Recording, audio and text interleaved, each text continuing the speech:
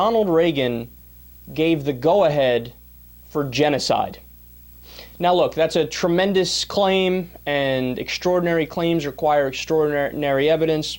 But if you guys know me, you know one thing for sure. I brought the fucking evidence with me. So listen up, pay attention, this is fascinating stuff. Robert Parry, on a newly released document, spells out how President Ronald Reagan promoted genocide in Central America.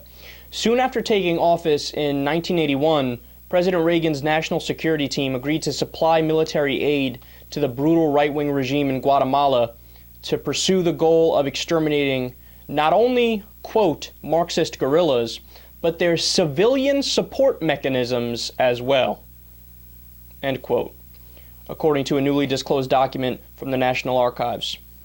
Over the next several years, the military assistance from the Reagan administration helped the Guatemalan army do just that, engaging in the slaughter of some 100,000 people, including what a Truth Commission deemed genocide against the Mayan Indians in the Northern Highlands.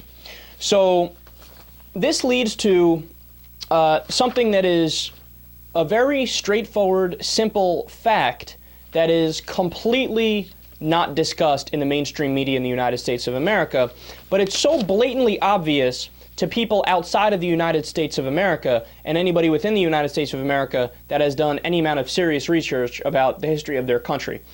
So post-World War II, we were the last superpower standing. We were really in a position where we could become the policeman of the world, if you will, the next empire. And we kind of decided to do that. So did you know that we have invaded well over 50 countries since World War II? Now, there's a reason for that, because what we do is we go around the world and we prop up dictators who are kind to American corporate interests, and we have deals with them, we use their natural resources, we exploit the labor in their lands, and we prop up puppet governments that are kind to us, but those puppet governments are despised by their populations.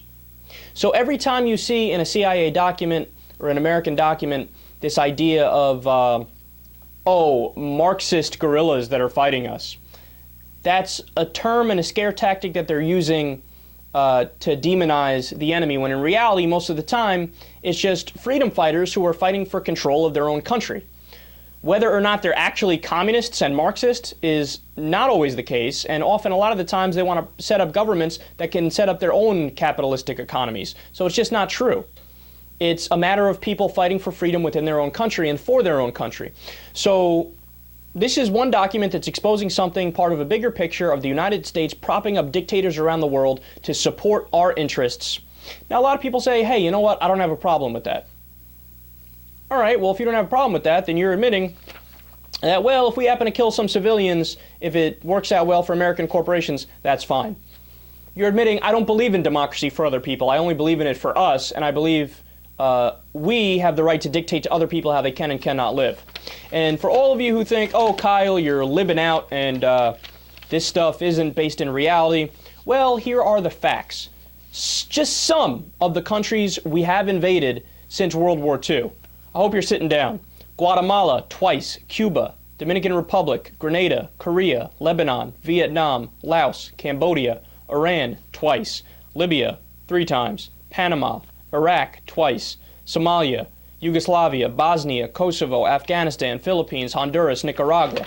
Now you tell me, is it the case that in every single one of those situations we were so concerned about freedom and democracy around the world and people to have self-determination that we went in there to help them out of the kindness and the benevolence of our hearts? If you believe that, I have a bridge to sell you in the middle of nowhere.